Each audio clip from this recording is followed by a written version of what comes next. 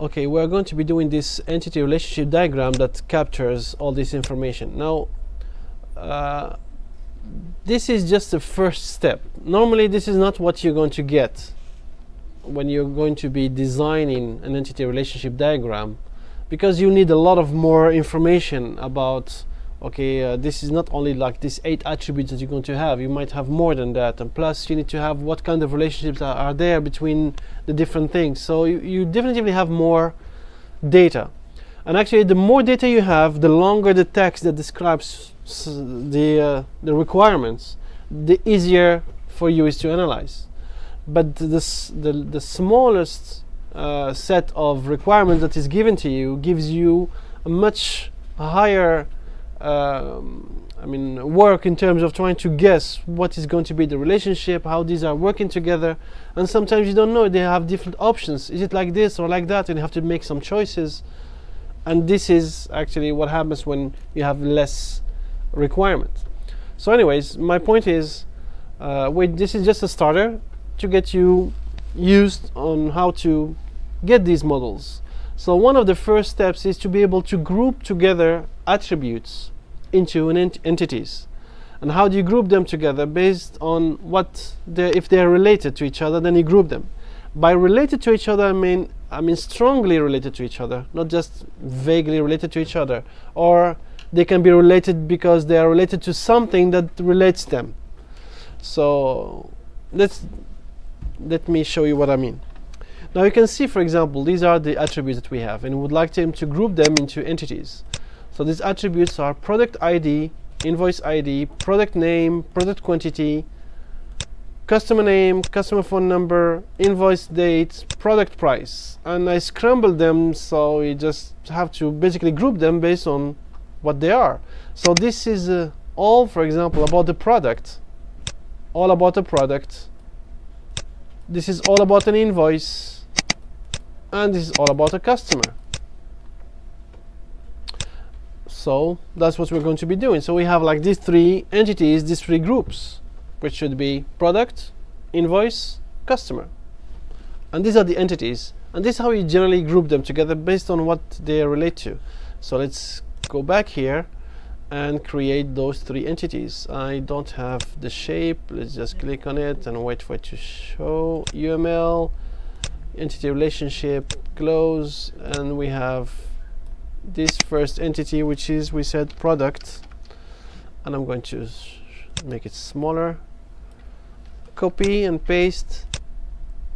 Now this is another customer, and copy and paste. And this is invoice.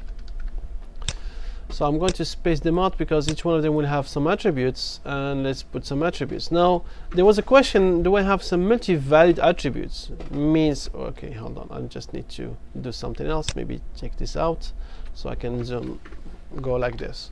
Now it says that we have, for example, product ID, invoice ID, custom product name. Do we have anything that says that we have many of something? Something that, for example, the products can have many quantities? Yes. How? I can buy 5. The same product with 5. So when you buy a product, then you're going to have a different quantity. But I'm talking about one product. One product has a name. One product has an ID. Have one price, but many quantities, because it can be sold different times. How about the price? The price can also be many. So also the price. How about the name? Can we also have a product that has multiple names? How? In the same company. No, maybe in different stores. In different store, maybe in different language. So I have the Arabic name and the English name. So it has more than one name. So you see, this is the problem when you have a few elements on the type of details that you would like to have. Because, sky's the limit. You can start thinking about different possibilities, and everything is going to be much complicated. But since nothing says that there are different names. Just tells you that this is what we have. Just don't add much more things unless it's absolutely needed. And I'm going to show you where, for example, we have an example it's absolutely needed based on what we discussed before. So for now, I'm not going to put anything multi-valued until something explicitly tells me that it has to be multi-valued. Now, the discussion about the quantity is something that we're going to be having, so I'm going to keep it for the last because, well, it might make some sense because one product can be sold many times and with many quantities. But then the same logic with many prices maybe. Depending on the time, I might give a promotion and then this time it's this price, the other time that's another price. Or maybe based on the customer. This is a big, good customer, I give him some kind of discount. Another customer, no, I give him this kind of same price, a different price, a higher one. So let's not talk about these details for now. Because if you start doing something like this, it's going to be complicated enough and you're not going to be even starting. First of all, let's start small and then improve it later on if you want. So the small thing is just everything has one product has one ID, one name, whatever it is. And then let's talk about what can be happening and see what is going to happen. I'm sorry? Exactly. But when we were talking about this, I said how many multi-valued attributes, and we started talking about the quantity. And then I raised that problem because, well, price as well. Why not? And then also name as well. And then we can just keep going with that, and it's going to make us everything complicated. Let's just simplify things. And then whatever is absolutely necessary, we're going to add it. What is not absolutely necessary, we just leave it out. So now let's start with first things first. Product ID. So it's an attribute for the product. So let's just add one attribute and link it for the product. I'm going to make it smaller. It's just ID because it's linked to the product. So we know this is the product ID. Okay, hold on. Cancel. And let's just do it this way. Yes.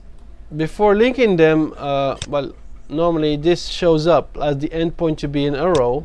You have to select none so it will not show you any arrow. And then when you link them together, like this, the arrow is not going to show because you should not put any arrow in the human representation. So that's for the ID. Done. Invoice ID. Okay. Happy copy and paste. And put it here and link it. Okay, what else? Product name, copy the name and put it somewhere here, and then I'm going to add a new.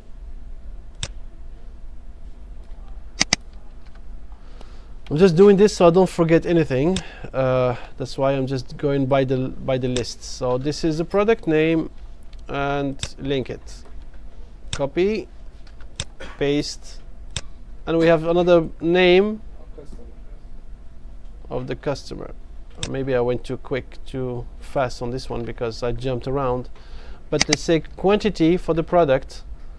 Again, another entity that we call quantity, and let's shrink it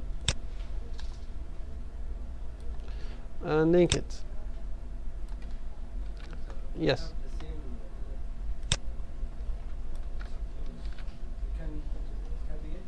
Yeah, that's fine because now we know that this name is the name of the product because it's belonging to the entity product, and this name is for the customer. So yeah, you can shorten it like this. Yeah, that's fine. Because the main thing is that we should not have some kind of ambiguity and we don't know which one belongs to which. But we know that this name is for the customer, this name is for the product. So it's not a problem. We were talking about phone number. This is belonging to the customer. So let me just put this for the customer. I can just put just phone for simplicity. Okay, and then link it. Well, that's one of the things that I said, well, unless it's absolutely necessary, but I think this is one thing that we need to talk about. Shall we add an ID for the customer? Or shall we select one of those that are available to be the primary key? But let's not talk about it now. We have invoice date, and this should be, let me copy and put date somewhere. It should be enough for the date. And okay. And what else? The price, which is the quantity, right? The like the I'm talking like the. Oops, hold on. No, just this smaller. No, I can't. So copy and paste then. Price. No, I should have typed because you see the font is different instead of when I copied. But it doesn't matter. It's not a big deal for now. Okay. I'm sorry. There's something missing here. Invoice date. Why? What happened? Maybe a Control Z deleted something. Okay. Now you said something. So I'm sorry. The relationships. Well, now we're done with this, but first, before the relationships. Now, first step, just group things, put things in different groups, the entities. The second thing is that I need to specify what are the primary keys on those different entities. So, for example, the product ID is my primary key, and the ID as well in the invoice. And which one? Maybe the name, right? Sometimes the name can be copied, like we take first name. Now, the name we can have two customers with the same name. Or both. Name with the phone. Name with the phone. Well, why would I do that? Well, I have to have both because I don't want to have this. If you create both, that means every time you make a relationship between a customer and something else, both of these columns are going to be copied and needed to identify one unique customer, which is going to cost us a lot of storage. So that's not the best way to do. So only phone. The best way is not to even phone. No. Add another attribute I'm going to call ID. I'm going to add a new attribute because I have to be able to uniquely identify a customer. So even though this is not part of this, but I needed to add it. And every time I add something that is not part of the requirement of the question, I need to mention it somewhere. And the way to do that is to do something like this. And you mention that the ID of the customer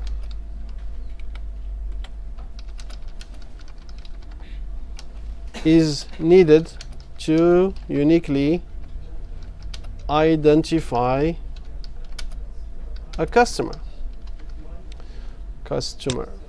Now I'm going to just make something different. Why do I have to do what? Some people do not have what? Phone numbers? Maybe. But I don't want, even though this, some people might have their phone numbers.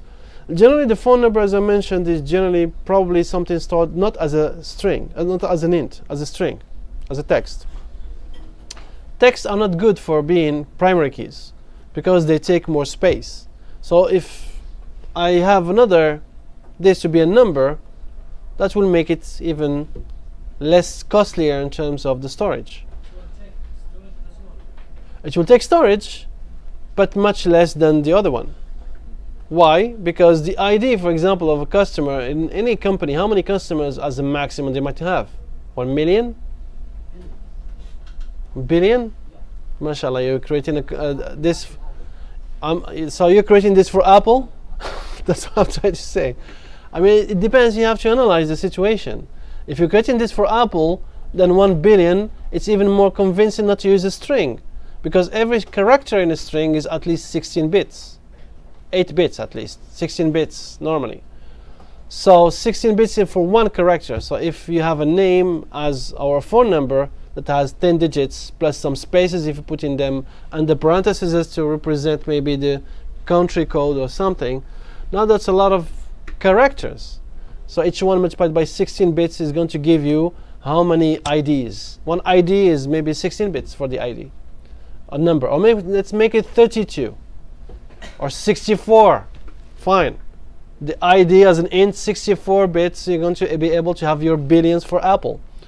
But 64 means 4 times 16, right? So it means 4 characters.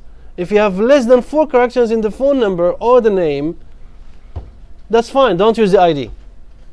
But if you don't, which probably you won't have that, then the ID is much less costlier than any other data type. Even if you add a new column, a new attribute, it's still costing you less in terms of the storage, because this attribute is going to take less storage as if you use the others.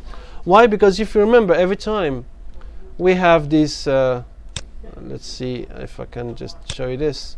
Every time we had this relationship, the ID is going to end up as a foreign key somewhere. The primary key, I mean the ID, I mean the primary key is going to be ended up as a foreign key somewhere, which means I'm going to copy this column into another place. And copying it to another place, it will be costlier if it's a string as opposed if it's an int. So it's always worth it to put it as an int. But of course only if you have to, unless for example they tell you, no, I really insist your name, the name should be my primary key. Okay, fine. This is because what the company wants is the customer is always king, as they say. So if the customer says something, you have to fulfill it. You just explain to them, but if they are not, no, they insist, I would like to use the name as my identifying. Okay, fine, here's the name.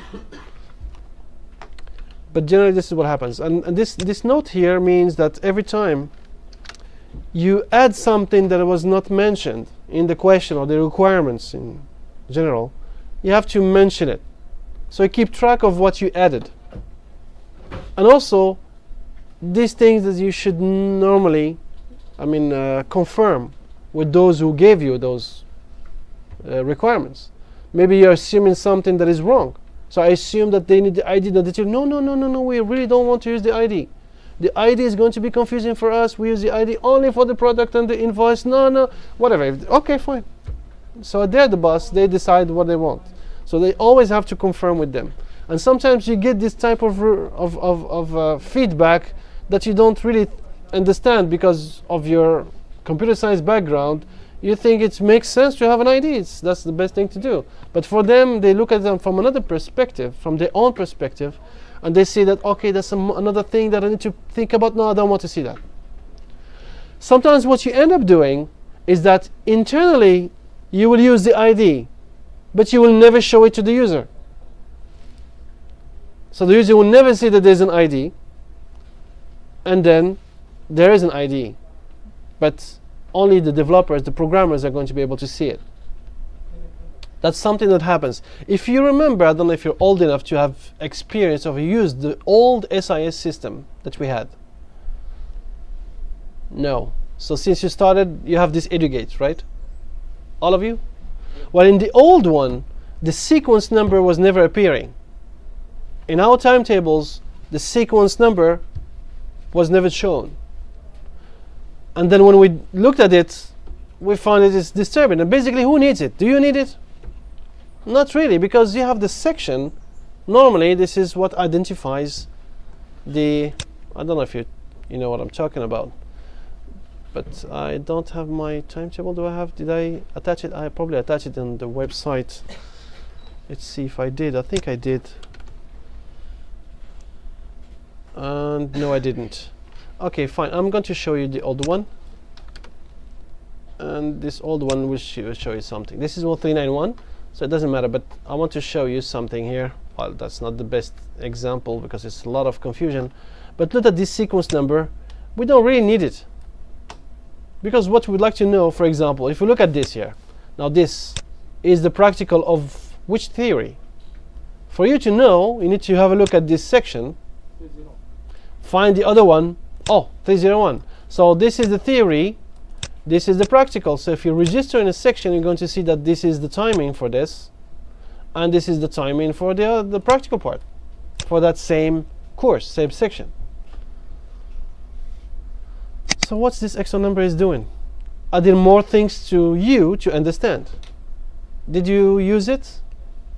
Not really. Use it only when you come to the SIS coordinator and tell him, you know what, I would like to have this section. Okay, which one I would like to have this sequence, what I'm interested in. I need the ID because this is the primary key that I would like you to. If you give me that primary key, I'm going to be able to see the other, to get all the information. So from my perspective as an SIS coordinator, yes, I need that number because that's my primary key. But from your perspective as a user, this is just some kind of noise that disturbs the whole thing. They have to make sense of it. So that's something that also you can do, but before this was not showing in our old timetables. Can I have a proof of that? Now I'm just curious.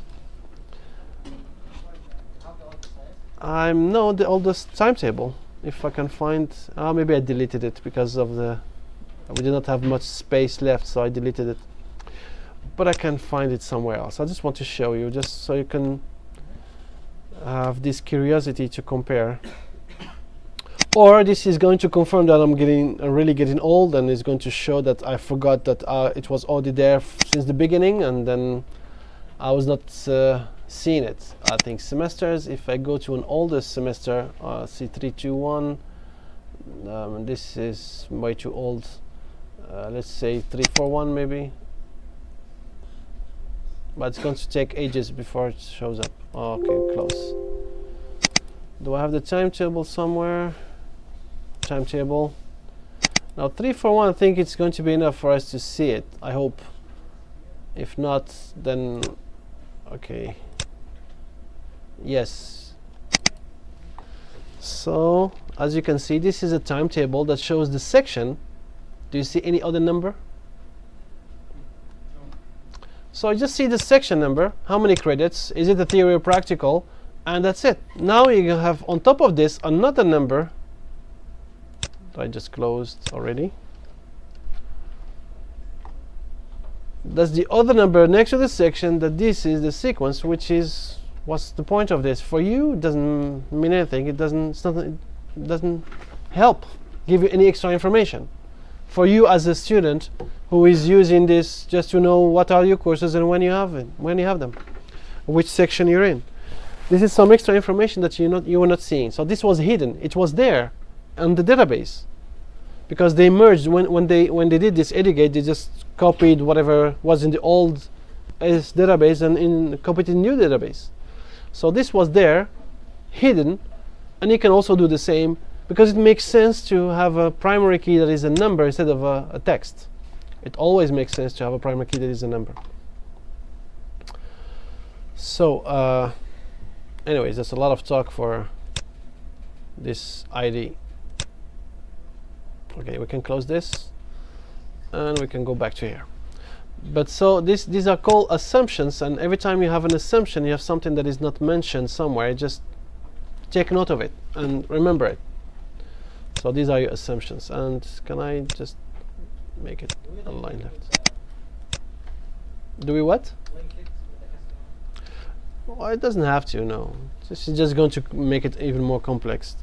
But what am I saying? This was assumptions.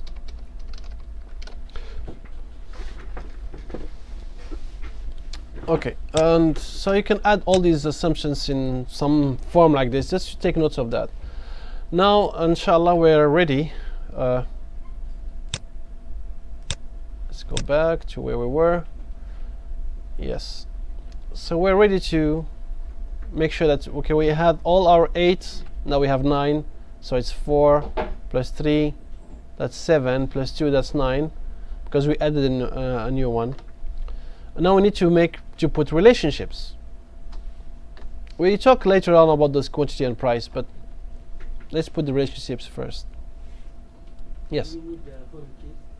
No, we're not talking about foreign keys. I just showed you the foreign keys because these are going to be the result of these relationships, just so you can make an understanding on why you would like to minimize relationships. Because by minimizing relationships, we minimize the number of foreign keys, which again, a foreign key is a copy of a primary key that you put in somewhere else. So we'd like to minimize this copying thing. That's the main idea. So we're not going to be representing anything. We're just going to make a relationship. For example, what is related to what? Yes? The customer relates to your products. How? How does a customer is related to a product. He buys the product. Can he just, when a customer buys a product, does he need to have an invoice first? Yes. Or just he goes and buys and then he leaves? Invoice with the product, and this is to go to. So that's the thing. Now, if you look at it, you can put relationships between each one of these entities because they make sense. Well, they're related to each other. But some relationships are not really needed because they are part of the way things are related to each other. Now, a customer, if he likes to take a product, he has to have it noted on an invoice first. Then he can take it. So the relationship is that, I don't know, how can I do that? Oh, what is this? No, I don't want that. Why did it put this? Oh, nice. What if I put it anywhere now it's moving with it? Outside the door. Well, I'm trying, it doesn't want. So you know what, I'm going to cancel, Control Z. Okay, here it is. Now it's free. I don't know why they went together. I did something probably. Now, what I'd like to do is take this and make a relationship between this and an invoice. But why does not the relationship shows up? And there was a way where it shows me a relationship. I thought so. No? No. Okay, so I'm going to put a relationship myself. So let's put the relationship. Now when a customer buys something, he needs to get it into an invoice. And then I'll think about what's the name of that. And then when an invoice, for every invoice, it is related to the products because every invoice contains some products that are in the invoice. So this has this and this. So now this contains, let's say, so every invoice contains some products.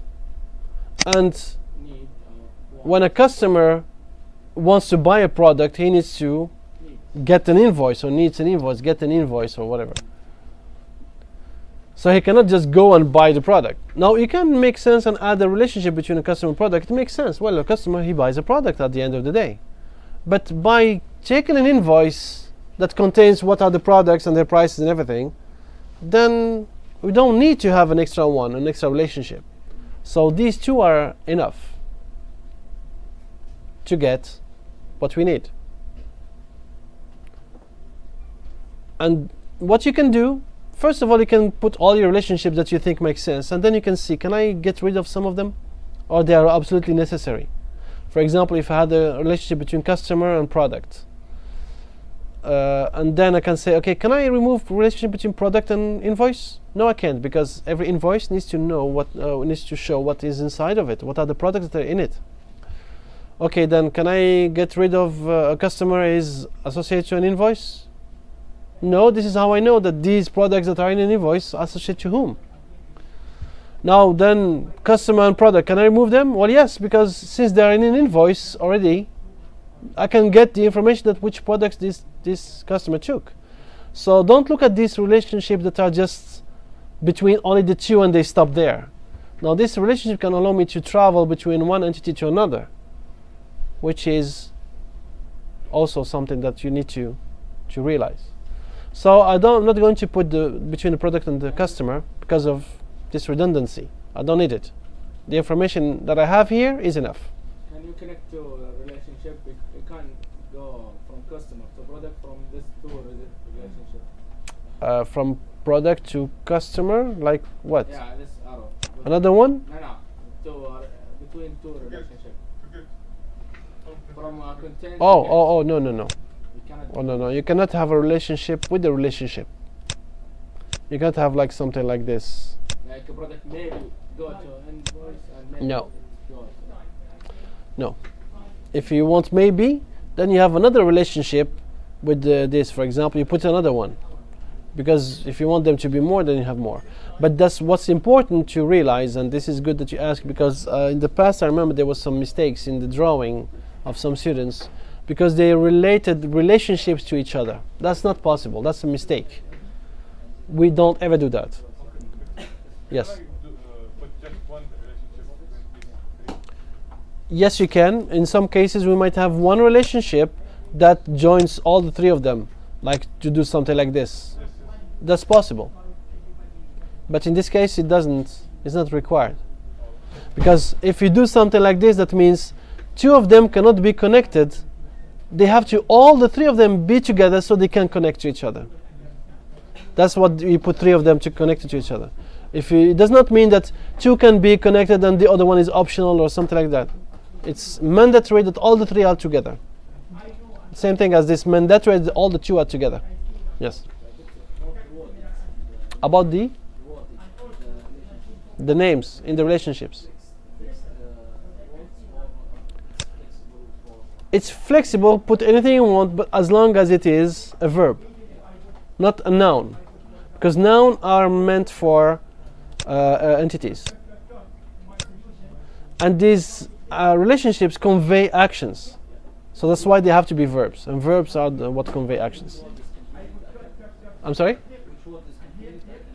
Yes, exactly. Whatever. Now you see, when I said contains, I'm looking from one direction.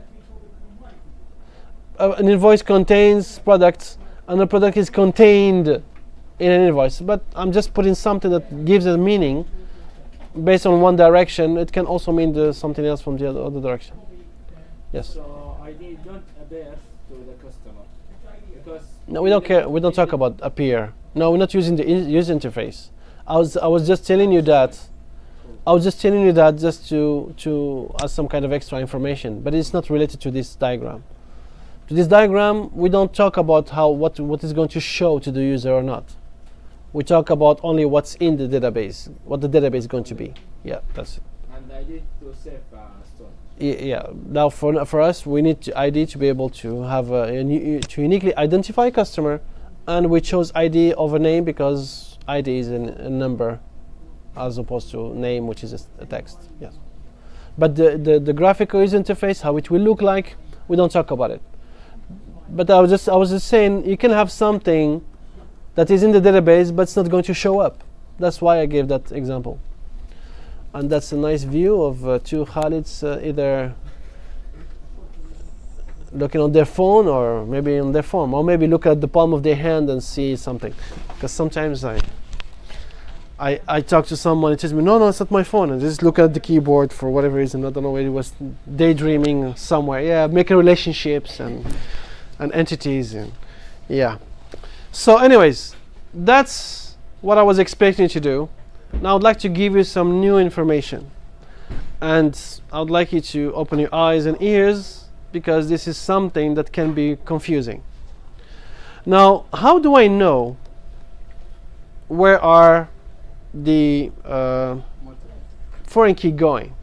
Now, if you remember, for example, we did something like this, based on, we note that there are foreign keys, but this is how the result of foreign key means that there is some relationship, but we don't know how the relationship is going to be showing.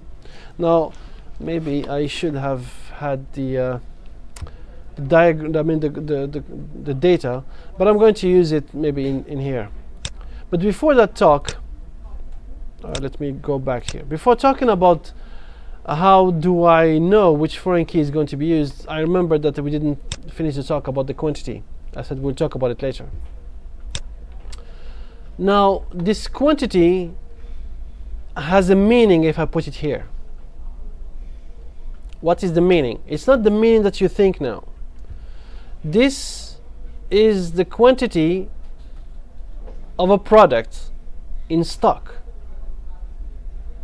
And remember, when we're talking about one invoice, I can have this product can be sold many times with different quantities to different customers.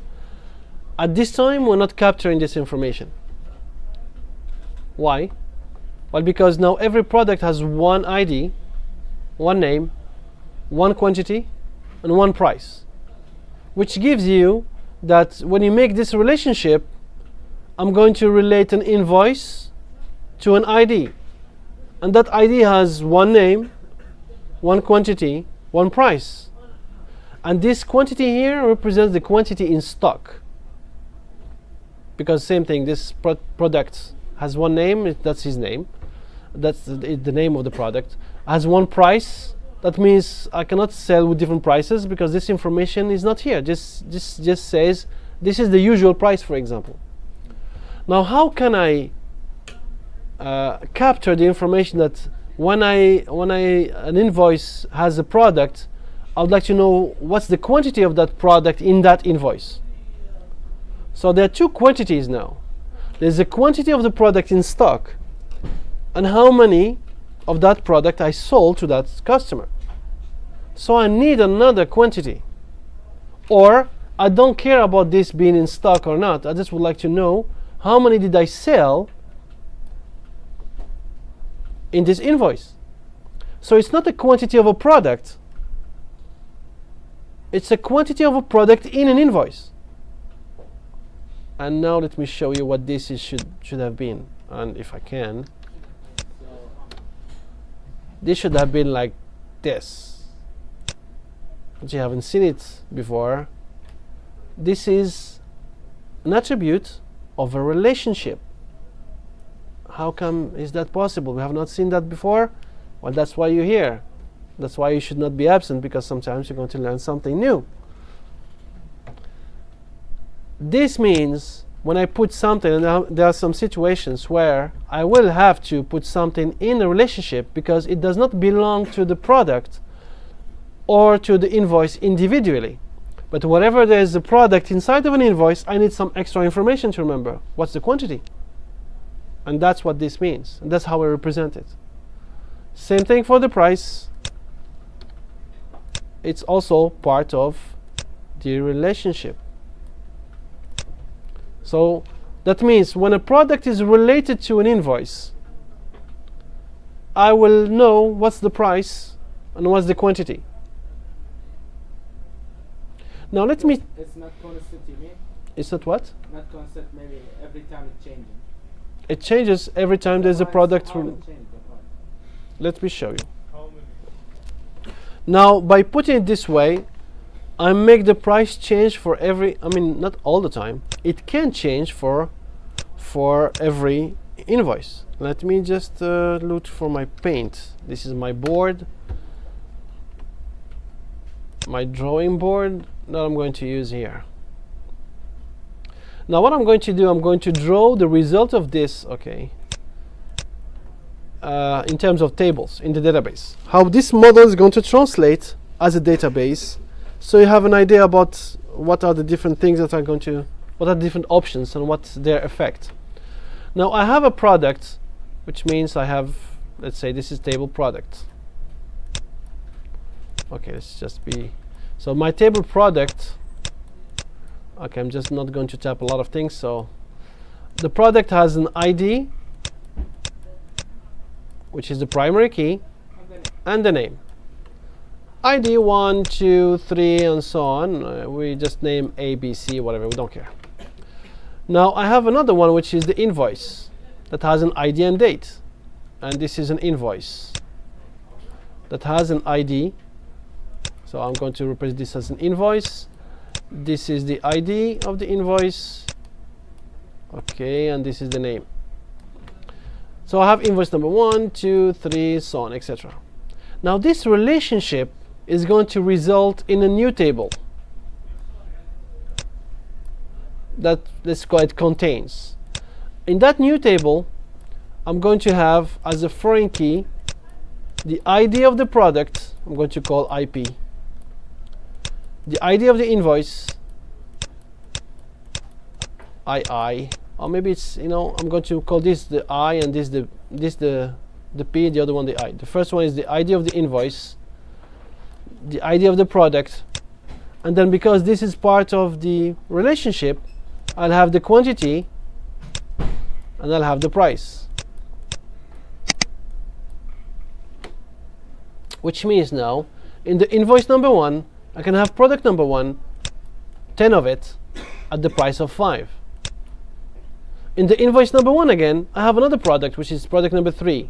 I just sold 2 for 100 reals each. Okay? Well, you said Tash Andy, I said okay. So, I don't know if you paid attention to that. So now what if I add another one? Another invoice 2. It has the product number 1. This time I sold only one of them and it was 7 reals. You change the price. Because nothing is forcing me not to. But this is possible. And I forgot to mention that this is my primary key. This is my primary key. Each one of them is a foreign key pointing to, this is pointing to here, this is pointing to here, and both of them are going to be the primary key. Because I cannot have another another quantity. So you mean the product is saved only one time? Yes. At the end. And then in the company, they use the ID as the product and the name and that's it. But the price and the time is keeping changing. And now let's talk about one thing. What if I move the price from here to here? What is going to be now the change? That means now every product has an ID name and he has the price. And this is where I mentioned that this has, for example, 10 reals, this is 5. Or I put the prices of each one of the products here now. And then I'm not going to be putting the price here, which means in the invoice, I know just the quantities. The price is never changing. It's the same for everybody. Which is correct according to this thing. But the quantity, which is according to the type of requirement, I did not give you any details about it. So the price, if you put it here, that's fine too. This is another way to represent this, which is still correct. But the quantity though, you cannot just put it here. Because if you put it here, what is going to happen, you will not have it here, and you're going to be having this quantity to be always the same for everybody. So let's say quantity, put it here. This, I have 100 from each one of these products. 1, 2, 3. 100, 100, 100. so you mean every time it's a package. Now if you say that I sold product 1 in invoice number 1, okay, how many of it? I don't know. Because, no, what now the meaning is different because what do you mean package? How many packages do you have? Now you don't know that because when you say 100, maybe, but you don't know the quantity anyways.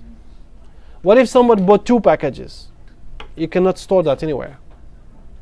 Just because if you link the quantity to the product, it's not part of the relationship between a product and an invoice, so you lose that information. Which makes this not make sense. So basically, it should, the quantity, if you want to have 2, that's fine. But there's no need in this question, this exercise, to have 2. So if you had to make a choice between where to put it, in the product or in the relationship, you put it in the relationship. Isn't that so? If we make the price changing according to the quantity. While you're making things complicated. Then you have to, Between price and quantity. no, you can just, now this thing you can maybe make it in some kind of something that we might see in week 9, is some kind of a trigger. That every time there's something that happens, you make a calculation based on whatever you want, be updated into there. But you need to find, implement it in a different way. Yes?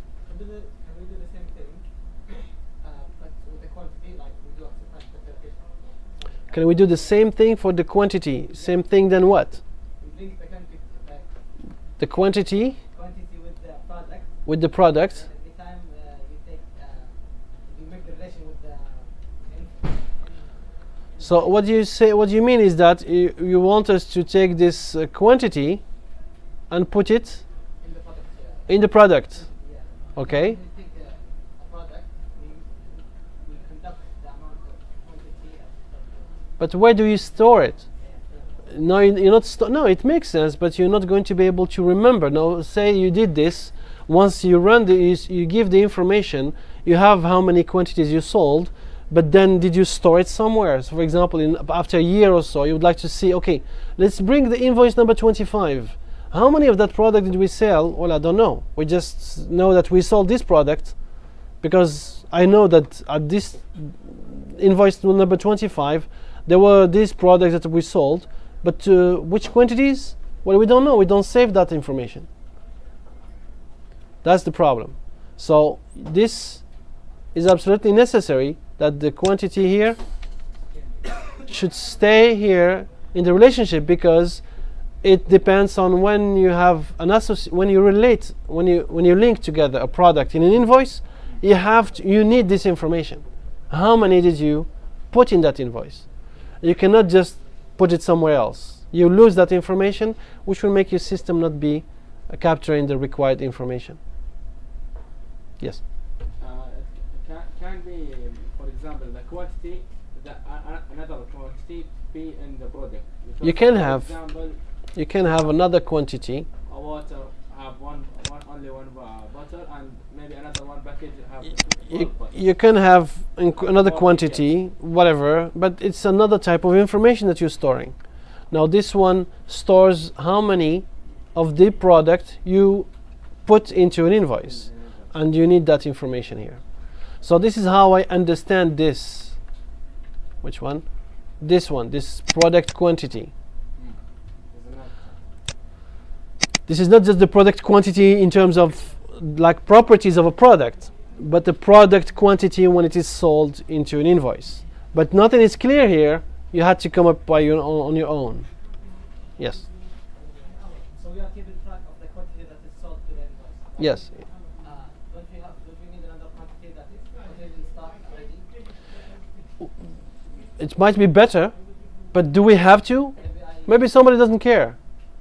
if we don't have in stock anything, how do we? Well, generally when he paid an invoice, I will check that it's in stock. So I will see that it's in stock, that's why I'm going to sell it, put it afterwards. But obviously you're right. I mean, we should have quantity in stock, and then you should have the system to check that it's not allow us to sell something that we don't have in stock. So that's another thing that we could do, but this is not the discussion here. The discussion is just to make the minimum requirement. That's the minimum that we have. So the new thing now is that when you have this kind of relationship, you should ask yourself, do I need some kind of information to store also because of this relationship? And if it's so, you have to add it in the relationship. Now one last thing, and I'll let you go inshallah, because time is up almost. We finish the other exercise next week. But one other thing is, and this is something that I started my talk a little bit I mean just earlier, before talking about this attribute of a relationship, is that how do I know where the foreign keys are going to be? And how do I know? If you remember, sometimes the relationships give me just a foreign key, sometimes the relationships give me another table. Did it here? No, here it did not. But sometimes, like this one that I showed you, this one that we were doing, this gives us, not this one, where is it here? This one, I showed you that this relationship gives us now a table. So how do I know that? Based on some other thing called the cardinality. Cardinality. It's kind of a weird word. Let me type it down so you can. Oh, again, something weird happens. I'm going to type it here, then I'm going to remove it. Anyway, it's just cardinality. This is how we spell it. Cardinality. Cardinality. So what is this cardinality? This is something that can be confusing if you don't follow a specific way how to find it. What is the specific way how to find it? You may ask, and I'll tell you. These are, first of all, what are these cardinalities? These are numbers. These are numbers that we put in relationships to tell how many of the involvement of one entity in the relationship. Okay, that's maybe not clear. The clearest way is to give you an example. Now, for me, before I can know where this is going to end up in a table, on a foreign key in the product, or a foreign key in the invoice, I need to have a look at the cardinality, which means the participation of an entity in this relationship, by asking one question. If I have one product, like imagine like this entity product is like a drawer. You open the drawer, In that drawer, each product is like a file, one sheet, let's say. Each sheet has an ID and name, because that's what we said the product has. And the price. Okay, we just added the price. So each sheet has a product, an ID, name, and product. So we have a full cabinet, a drawer of a lot of sheets. Check one. If I have one product, how many of that product can I find related to the other entity, which is the invoice? In other words, if I have one product can be related to how many invoices? And I'm going to ask the same question again from the invoice side. If I open a drawer of the invoice, I have one invoice. In one invoice, how many products can I have in that invoice associated to it? So I need to ask these two questions, and I need to answer them in a specific way by saying what's the minimum and what's the maximum. What is the minimum and what is the maximum? And now I need to take some notes because, and I don't know where to put it, maybe let me add some new content here because I would like to take note of that. So the cardinality, okay, what happened? Cardinality. Now when we said minimum and maximum. These are the two types of information that I need to get. But the minimum can be only two values, 0 or 1. And then the maximum can be 1 or many. And we represent the many as a star.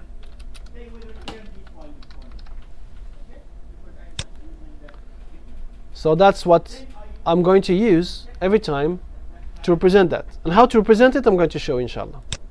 Now, when I say that one product can be related to how many invoices, which, in other words, if I have one product, how many times I can find this same product in a different invoice? As a minimum, Maybe 0. As a maximum, many. 1. If you say 1, that means if the maximum is 1, that means if I sell one product in an invoice, I cannot sell it again, which doesn't make sense. Now, if I say that the maximum is many, that means if I sell this product once, I can sell it another time, a third time, and so many times. So many is 1 or more. And for the minimum, if I say 0, it has a meaning, and if I say 1, it has a meaning. That means if a product as a minimum can be contained in 0 invoices, that means that I may have a product I never sold. I might have a product I will never sell. Maybe I bought this and nobody's interested in it. Nobody will sell it. I bought it, I'm just going to lose it and throw it away because nobody bought it. If I put 1, that means every product that I have, at least 1 invoice is going to be, which means maybe something what you do, you're going to say, it's going to give you an idea based on the model of your business model. I don't buy products, store them, and then wait for someone to order them. If you say that the minimum is 1, that means before I buy a product, I make sure that someone is going to ask you to buy it, order it, or yeah. So this is the kind of representation that we do. And where do we put these numbers here? We put these numbers the following way. When we say one product, and this is very important to start your sentence with one product because it can get confusing by saying one product can be in many invoices, but an invoice can have many products, so you're going to get confused. Now you're talking about two things. We talk about one product, how many with the rest, and then we talk about one invoice, how many with the rest, and that's how we do it. So let's say one product contains, and this is where I put this multiplicities. Was some question, and we're not doing it this way because normally it's just one for, one for the relationship. We just need it in one place. So this is what we wanted to say. One product can be in 0 or many invoices. Basically, if you say 0 or many invoices, you do not put any restriction. Everything is possible. A product can be sold none of the time, 0 times, or it can be sold many times. It can be found in many invoices. So that's what it means. Now, if I look on the other side, like I'm trying to say now, one invoice. Always start with this sentence with one. One invoice can contain how many products? 0 or 1? 0. Can I have an invoice? Okay, what did he say? What did he get? This which product is in this invoice? Well, nothing. So why the invoice then? One or more. So it's one, at least one product or more. It cannot be 0 as a minimum. So you add the multiplicity, you delete this one because you keep only one. You need 2 numbers for the whole relationship, not 4 as it's trying to show you. So now it cannot be 0, it should be 1. So when I say 1, the numbers are going to be from the side of the other one. When I that I said 1, 2. I'm just trying to move them around a little bit. So this is what it means. One product can be contained in 0 or many invoices, and one invoice can contain one or many products. And that's how we're going to decide, is going to show us where the foreign keys are going to be. I'm not going to tell you the rule, but let's just try to apply the same thing that we did here. And next class, inshallah, we're going to see what are the rules that will make us know where the foreign keys are going to be. Now let's have a look here. One invoice can be associated to how many customers? In the minimum, 0, 1 and 1. the maximum 1, 1, the minimum 1. 1. So it should one and only one. If it's the case, we just put the 1.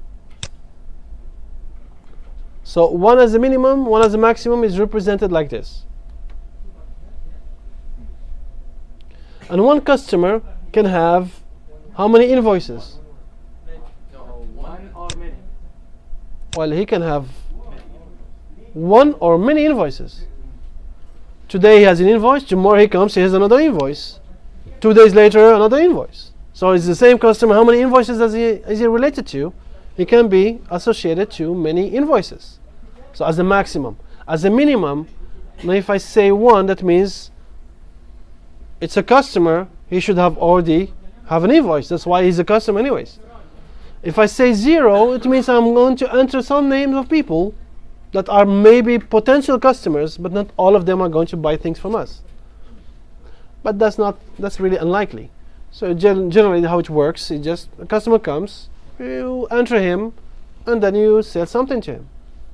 Anyways, so let's add this. So we remove this one, and we said this is going to be at least 1, at max many. And generally the more details we have in the requirements, the more this information is going to be clear, and we don't have to guess what should be normally the case or something like that. And that's the thing. Now let me give you a hint about how to detect the foreign keys, where they're going to be. It has something to do with the maximums. Sometimes the maximums are many, sometimes the maximums are not. And when they're many, like this many to many, you end up having a foreign key that is in a new table. Both of them are the foreign key. And in this case, what I'm going to do, there's going to be a foreign key from the customer into the invoice. But let's talk about it later, inshallah. Anyways, to summarize. Now, we've seen that when we have a lot of attributes, to group them together, we just need to find the minimum number of entities that is going to be able to capture all this and to group this information. Then same thing, I'm going to find out what is the primary keys in those. The third step is to link between them. The fourth step is to make sure that I'm not having anything extra. To check in if there are extra relationships, because you can get them from another way. You remove the extra relationships, because the more relationships you have, the more you have to find the cardinality, and the more foreign keys are going to be needed. And the more foreign keys, the more storage. So you don't want to have a lot of storage used for nothing. Then when you have these relationships, now we saw that there are some kind of attributes that are belonging to the relationships to a relationship. And how to spot that is that this information, if you give just one part of the part of the entities, you're not going to be able to capture all what you need. If I have only the product and a quantity, I don't know how many I sold it to a specific invoice.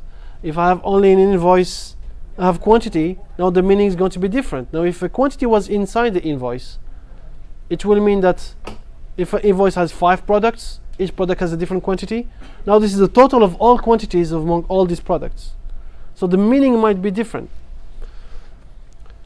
And then this, when you put it into a relationship, it makes that this quantity is only available when you give it one product and one invoice. Then you know what kind of quantity you have.